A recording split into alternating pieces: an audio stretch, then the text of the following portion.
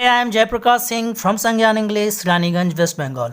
जी हाँ, आज हम अपना टॉपिक कॉमन नाउन डिस्कस करेंगे जो one of the toughest categories है नाउन की। मैं ऐसा इसलिए कह रहा हूँ क्योंकि कॉमन नाउन जैसा कि आप जानते हैं ये काउंटेबल नाउन है और इनकी सिंगुलर और प्लूरल दोनों ही फॉर्म होते हैं।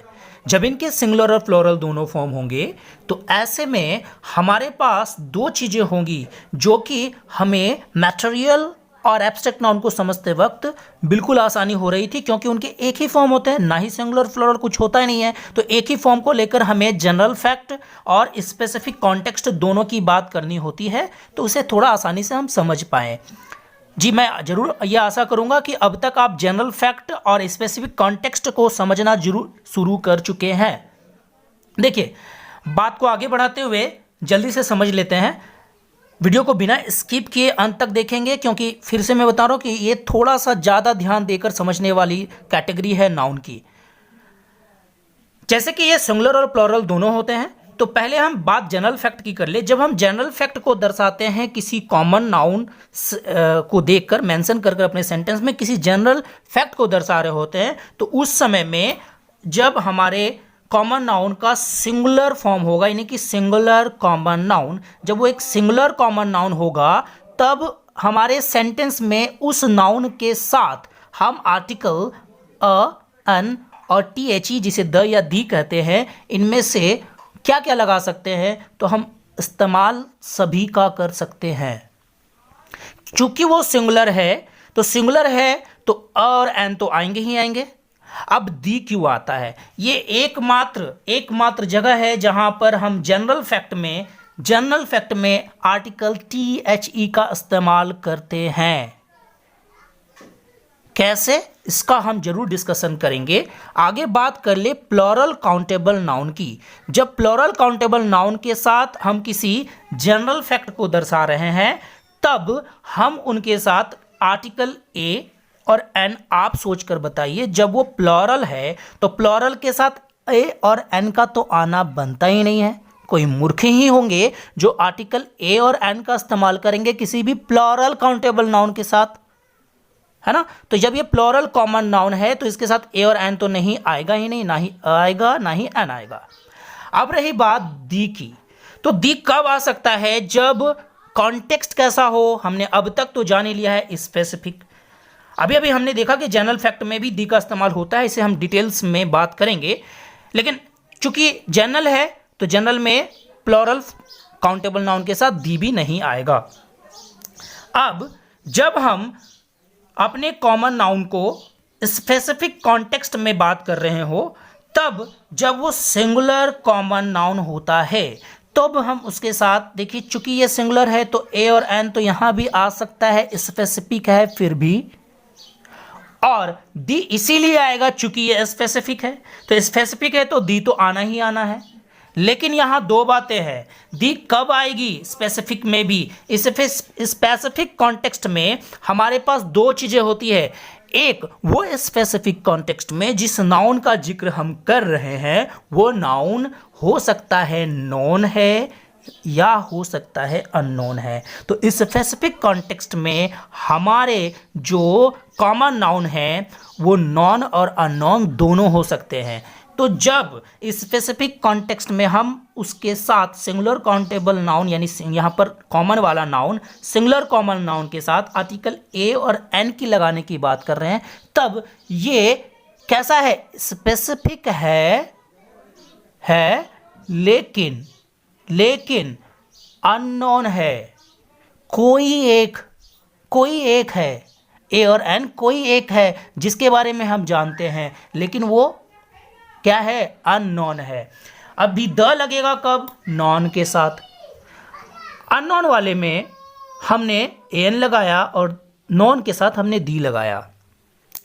चलिए, अगर वो प्लूरल काउंटेबल नाउन है तो प्लूरल काउंटेबल नाउन में प्लूरल चुकी है तो ए और एन तो वापस लगेगा ही नहीं, ये तो जाहिर सी बात है। अब प्लूरल है तो दी लग सकता है और नहीं भी लग सकता है। तो द लगेगा कब? जब वो नॉन होगा। यहां भी आप देखेंगे सिंगुलर काउंटेबल नाउन में भी हमने दी का इस्तेमाल या द का इस्तेमाल किया है कब? जब वो स्पेसिफिक कॉन्टेक्स्ट में वो वाली नाउन नोन है। अगर अननोन है तो हम और अन लगाएंगे। कब? सिंगुलर वाले के साथ, सिंगुलर कॉमन नाउन के साथ। जब प्लूरल काउंटेबल नाउन हो जाएगा, चूंकि ये प्लूरल हो जाएगा नंबर, तो अ और एन तो आना ही नहीं है। अब द आ सकता है अगर कॉन्टेक्स्ट स्पेसिफिक है तो द तो आएगा। अगर कॉन्टेक्स्ट स्पेसिफिक है तो दी तो आएगा ही आएगा। लेकिन याद रखने वाली बात है ये तब जब वो नॉन हो, इसलिए मैंने यहाँ पर इसको स्टार मार्क किया है, चीज़ों को समझेंगे। जैसे मैंने पहले ही कहा है कि इसे समझने में थोड़ी दिक्कतें आएगी, हम जरूर डेफिनेशन लिखेंगे भी, देखेंगे भी और कुछ एग्जाम्पल्स के साथ भी समझने का प्रयास करेंगे। वीडियो को आप पॉज कर करके बार बार देखकर समझने का प्रयास करें।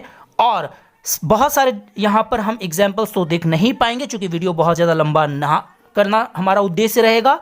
तो आप इसके लिए क्या कर सकते हैं, हमारे फेसबुक पेज संज्ञान क्लासेस को लाइक करके फॉलो करें। वहाँ पर मैं इन सारे नाउन से जुड़े हुए क्वेश्चंस डालूंगा और वहां पर उसे आप क्लियर करेंगे, उसके आंसर भी आपको मिलेंगे और फिर वीडियोस को आप देखेंगे, आपके आइडियाज बिल्कुल क्लियर होंगे। चलिए आगे बात कर लेते हैं। ये जो बात मैंने चार्ट के द्वारा यहाँ लिखी है, इसी को मैं डिफिनेशन में आपको बता देता हूँ। देखिए डिफिनेशन हमने काफ़ी कुछ पढ़ रखा है अब तक, छोटे से लेकर बिल्कुल बचपन से ही पढ़ते आ रहे हैं नाउन को और सारे कैटेगरीज के डेफिनेशन को। लेकिन यहाँ पर जो डेफिनेशन मैंने लिखी है, जो बातें इस चार्ट के द्वारा मैंने समझाने का प्रयास किया है, फिर से कहूँ जी, इसी से ही इस कैटेगरी के से जुड़ा हुआ कॉन्सेप्ट जिसे आप रूल कहते और रटते हैं वो भी बनते हैं। तो उसी चीज़ को चलिए डेफिनेशन के साथ देख लेते हैं। इसे आप लिख भी लेंगे, पेन कॉपी लेकर बैठिए, संज्ञान इंग्लिश के साथ बिल्कुल अपने कॉन्सेप्ट को क्लियर कीजिए। देखिए, common noun is a noun that talks about some race और कम्युनिटी। बिल्कुल आप बचपन से जान रहे हैं हम लोग ये बात। It is used with articles. ये सबसे बड़ी बात है कि ये आर्टिकल्स के साथ यूज किए जाते हैं, जो कि एब्स्ट्रैक्ट और मटेरियल नहीं किया जाता था क्योंकि वो अनकाउंटेबल थे। अब चूंकि ये किए जाएंगे, लेकिन इसमें एक बात हमने लिखी है कि it has both singular and plural form होते हैं। तो जब सिंगुलर और प्लूरल फॉर्म होते हैं तो जब आर्टिकल यूज किए जाएंगे तो कैसे? A singular common noun can be used with any article.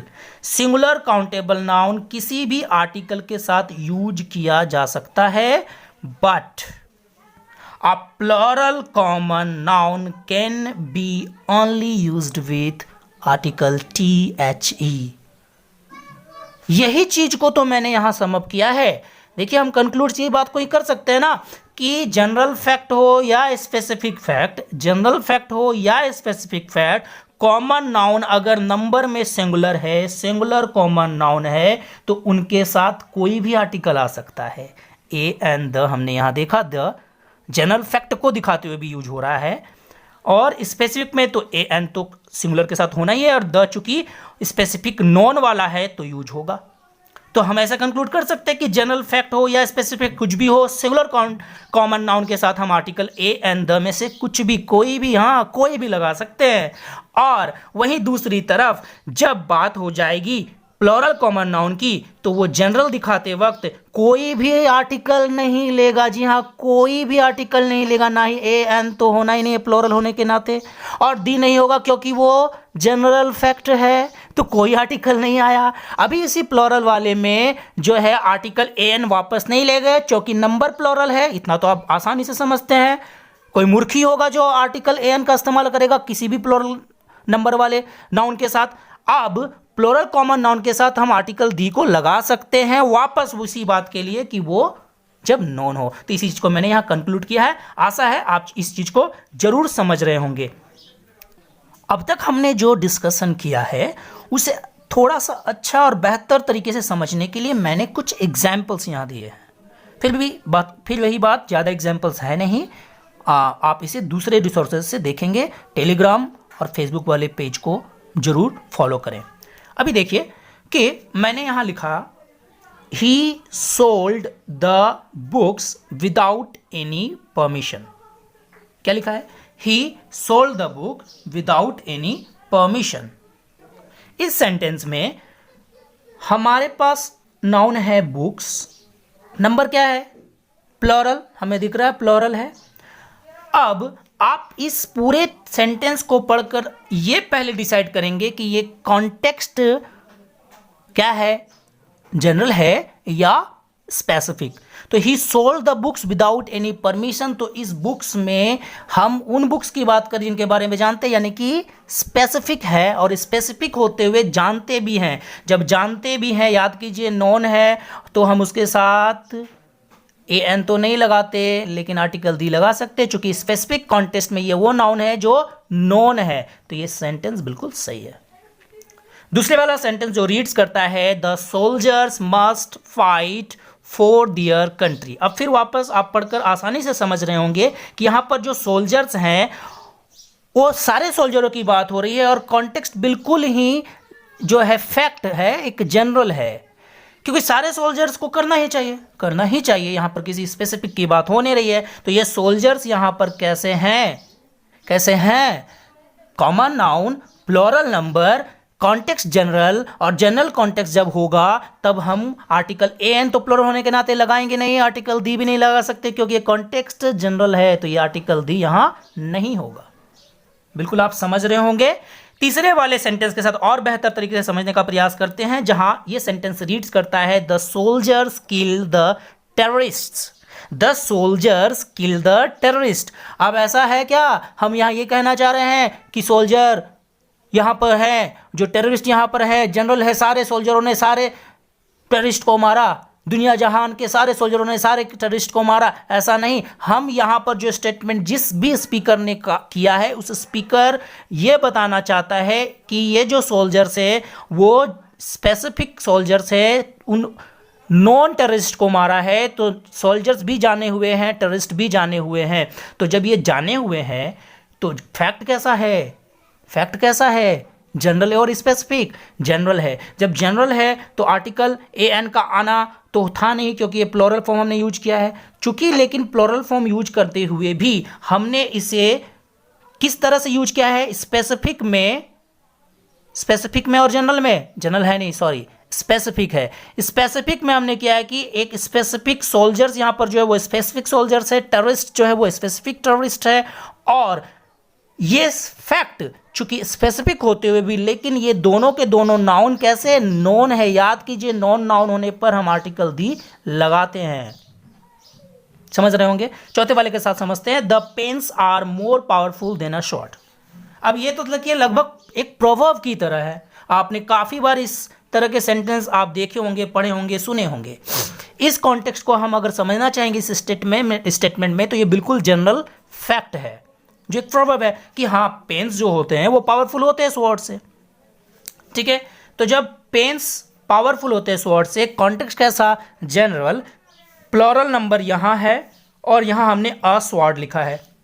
दो कॉमन नाउन है, दो कॉमन नाउनों को हमने लेकर करके इस स्टेटमेंट में क्या बात बताई है, जनरल फैक्ट बताई है। तो जब फैक्ट जनरल बताई है तो जनरल फैक्ट में ये क्या होना चाहिए, ये दी तो होना नहीं चाहिए, तो ये दी यहाँ गलत है, पहली बात। अब दूसरी बात, pens are more powerful than a sword. हमने यहां पर अ स्वॉर्ड लिखा है, ध्यान से समझेंगे, अ स्वॉर्ड, और ये प्लूरल है। जब प्लूरल नंबर के साथ हम अपने स्टेटमेंट में एक सिंगुलर नाउन ला रहे हैं, तो यहां पर हम क्या करना चाह रहे हैं, देखिए पैरेललिज्म है।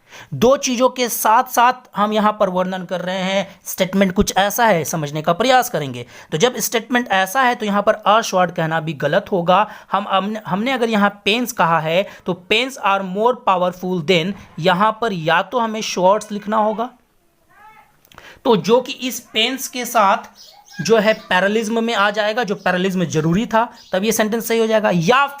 या फिर अगर इस स्वॉर्ड को अश्वर्ड को सही रखना है, तब हमें यहां अ पेन लिखना होगा। क्या लिखना होगा, अ पेन लिखना होगा।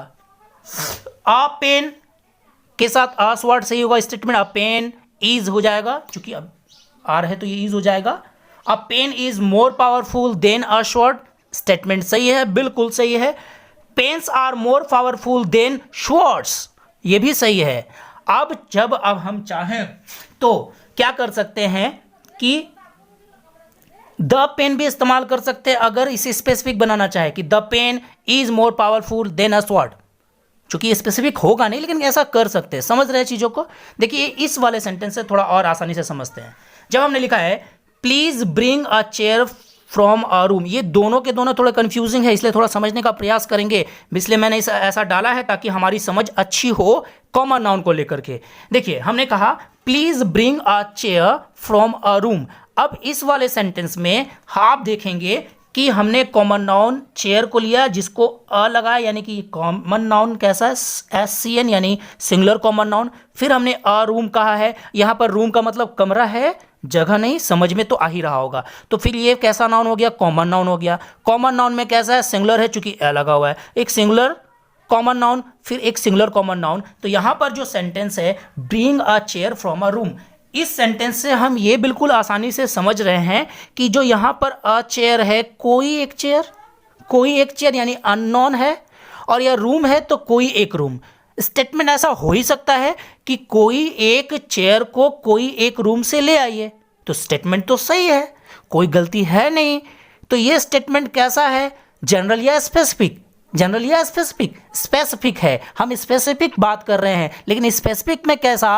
अननोन है। स्पेसिफिक में कैसा? अननोन है। याद कीजिए स्पेसिफिक अननोन में common noun, singular common noun का इस्तेमाल हम कर सकते हैं और AN लगा सकते हैं, ये हमने जिक्र किया था। तो स्टेटमेंट सही है। अब यहां पर एक और समझने की बात है, हम यहां पर ऐसा भी कह सकते कि प्लीज ब्रिंग द चेयर। जब हम द चेयर कह देंगे तो वो चेयर कैसा हो जाएगा? सोचिए कैसा हो जाएगा? स्पेसिफिक कि अननोन? सेंटेंस स्पेसिफिक है और ये नाउन कैसा हो जाएगा? चेयर नोन हो जाएगा, और जब नोन हो जाएगा तो हम दी लगा सकते हैं, बिल्कुल। और ये अ रूम भी रह सकता है, इस सेंटेंस में अ रूम भी रह सकता है। हम कह सकते हैं please bring the chair from a room. Chair खास है, जिसको मैं जानता था वो वाला चेयर लेके आओ, किसी एक रूम से हम बोल ही सकते हैं। अब इस सेंटेंस में ऐसा भी हो सकता है कि हम द रूम भी कह दें, तो यानी कि वो वाला चेयर जिसे हम जानते हैं, बोलने वाला भी और सुनने वाला भी, वो लेके आना है उस वाले रूम से जिसे बोलने वाला भी जानता है, सुनने वाला भी जानता है, उस रूम से। ऐसा भी ऐसा स्टेटमेंट सही होगा। देखिए वहाँ पर भी वो रूल्स बिल्कुल, जो जिसे आप रूल्स कहते हैं, बिल्कुल आसानी से अप्लाई हो रहे हैं। तो चीज़ें इस तरह से आसानी से बन रही है। अब यहाँ पर हम ऐसा भी कर सकते हैं अ चेयर फ्रॉम द रूम या the chair from a room, ऐसा भी कर सकते हैं। और ऐसा भी कर सकते हैं कि a chair from the room, the chair from a room. तो सारे के सारे सही है। The chair from the room भी सही होगा, a chair from a room, चारों के चारों कॉन्टेक्स्ट यहां पर सही हो सकते हैं। ये मैंने आपको समझाने का प्रयास किया है। आशा है कि आप आसानी से समझ रहे होंगे। फिर से मैं कहूं कि ज़्यादा अगर जानना चाहते हैं तो मुझे ज़रूर कमेंट करेंगे, जो कोई डाउट्स रह गया वो इसे ज़रूर कमेंट करेंगे। और आप किसी और तरह की वीडियोस भी अगर चाहते होंगे तो ज़रूर मुझे कमेंट करेंगे। मैं ये चाहूँगा कि आप बताएं, आपके ही कमेंट से मुझे बिल्कुल एक एनर्जी मिलती है कि मैं आपके सामने अच्छे से अच्छे वीडियो लाता रहूं और आपको इंग्लिश लैंग्वेज के कॉन्सेप्ट को क्लियर कराता रहूं। जो भी हमारे चैनल पर नए हैं, वो चूँकि हमारा चैनल भी नया है, तो इसे प्लीज़ सब्सक्राइब कर ले और वीडियो को लाइक और शेयर करना ना भूलें, क्योंकि आप शेयर करके उन लोगों की मदद कर सकते हैं जिनको ज़रूरत है।